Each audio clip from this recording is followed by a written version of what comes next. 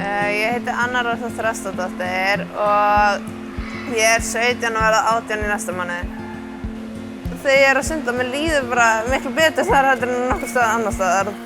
Vatnið, að vinna í kringum vatnið er bara rosa skemmtilegt og líka bara geta kennt öðrum að verða áhugasamir og finnast þetta skemmtilegt, geta bætt sig og haft gaman af þessu líka.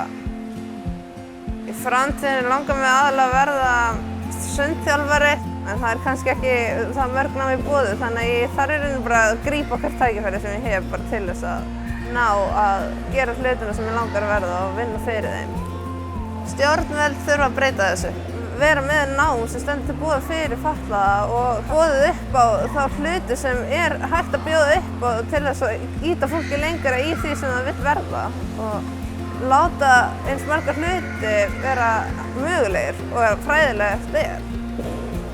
Ég myndi bara vonast til þess að allir sem langar að vera það sem þeir verða stórir, það er allt hægt og bara með tímanum þá geta þeir bara orðið það sem þeir ætla sér.